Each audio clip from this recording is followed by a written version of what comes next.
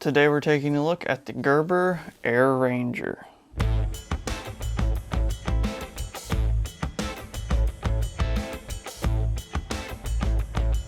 I've got a ton of knives, a lot of which I have said that I would review, and then I ran out of time or I didn't have the time to make the video. So we're going to start getting into knife reviews again. Starting off today, of course, with the Gerber Air Ranger.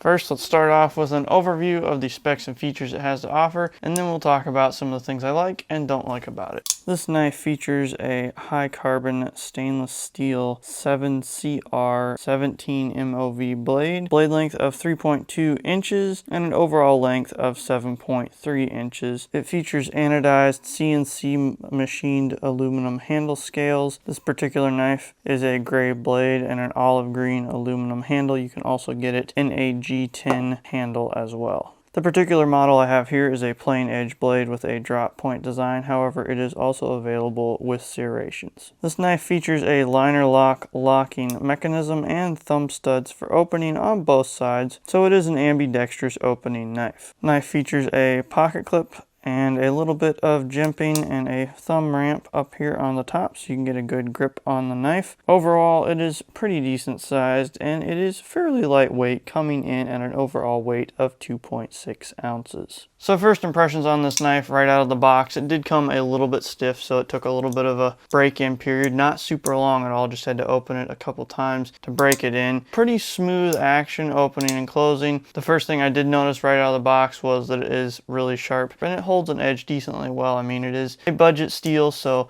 nothing super grand, but pretty good overall. It's kind of hard to see, but the liner lock mechanism works great. However, it is a little bit of a shorter chunk when compared to some other knife models, so you don't have as much space to press on to release the lock. It also does have some texturing kind of chunked out of it there, so you can get a good grip on that lock to release the blade. Of course, plain edge, which is great because I love plain edge blades. If you're not a fan and you want the multi-edge with the serrations, you can also get that as well.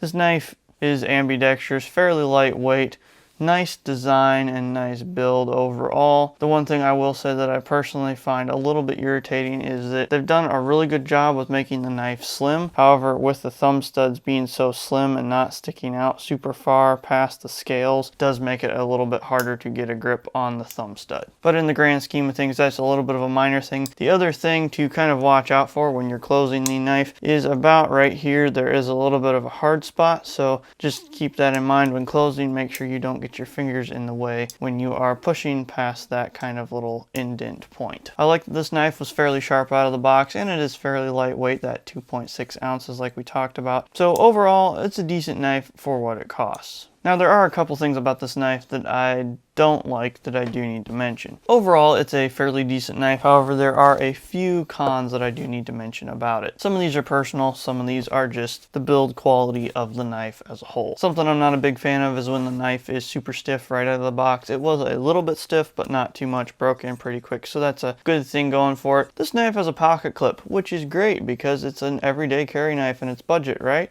This pocket clip has a fairly nice design. However, it doesn't work as good as you would think. It is not deep carry, which is kind of sad, but overall, looking at it, you'd say it's a pretty decent pocket clip. The one problem with this is the steel that they made it out of is thick enough that you can't really open the bottom of it where it goes to clip onto your pocket. So you basically risk or almost come close to ripping the edges of your pocket when you put the knife and clip it in. I did that a couple of times, and then I was like, you know what? I'll just carry it like a regular knife because I don't want to rip up my pants. Thumbs up for the fact that it has a pocket clip, but that pocket clip pretty much useless, at least on this particular knife. I've tried to bend it out a little bit with pliers and different stuff, but it really didn't do a whole lot. So the pocket clip on this knife is definitely a con. The fact that it has one is great, but it doesn't really work that well, so gonna have to give it a strike for that. Another con that is more of a personal thing is the fact that it is so slim and the design is kind of hard to get your thumb on there and keep it on to open the knife with the thumb stud. However,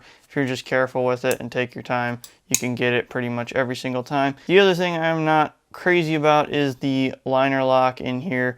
It's a pretty short area to push on, and it does stick out and hurt you a little bit when you're grabbing onto the knife, so that's a little bit of a downside. However, Good things about it, of course, it is budget, and I do like the ergonomics of this knife. Size-wise, it's pretty proportionately close to a fixed blade, at least a smaller one. I like how you have the thumb ramp up here with the jimping, so you can get some texture there, as well as the profile of the handle is kind of contoured to fit the shape of your hand, so you can get a good grip on here and lock down on it really well and hold on. I also like the blade shape. I think it's a good look overall for the knife, and for the price point, it is pretty close to what I would expect. Now, of course, this is a Gerber. You know, I haven't always had the greatest experience with Gerber. At least for me, it's kind of hit or miss. So this one, I would say, lands somewhere in the middle. It's a decent knife. Of course, it's a budget everyday carry option.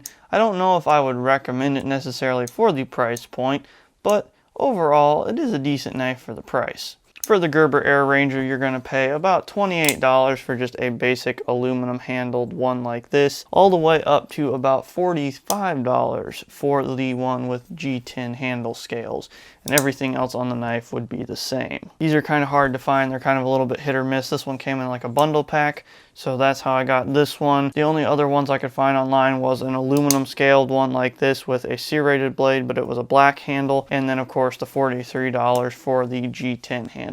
So it lands at pretty close to the $30 to $50 price point for a knife. It's a Gerber, you know, I mean, this is one of my more favorite ones, one of the ones that I don't hate right out of the box, so I will say it is a decent knife. There are a lot of other knives though that you could buy for that $30 to $50 price point, and they are probably going to be a little bit better in the long run. However, overall, for the price point and shape and functionality of this blade, I'd say it's a decent knife. I like the particular color scheme of this one. You also have a lanyard hole here at the back, which I failed to mention, so you do have some options on how you carry or run this knife. If you guys need a budget knife, I'd say this one is at least worth a look. I don't know if I would 100% recommend it, but it is a pretty decent knife considering everything. However, that price point, there are a lot of great knives that you can get for the $30 to $50 price point that are just as good, if not better, than this particular one. I haven't always had the greatest experience with Gerber, so for me, yeah, I like this one. Overall, for what it is, price point and everything, it is a pretty decent knife. Hope you guys enjoyed this video and found it helpful. If you did, be sure to give it a big thumbs up. Smash that like button, 2024 style, if you're into that sort of thing, and share this video with a friend. We're going to have a lot more knife reviews coming. I've got to catch up. I've talked about a lot of these knives for quite a while, so kind of need to catch up on all that. So thank you guys so much for watching once again. If you're new here, please consider clicking subscribe. We try and make a new video every week, and as always, stay safe, and we'll catch you on the next video.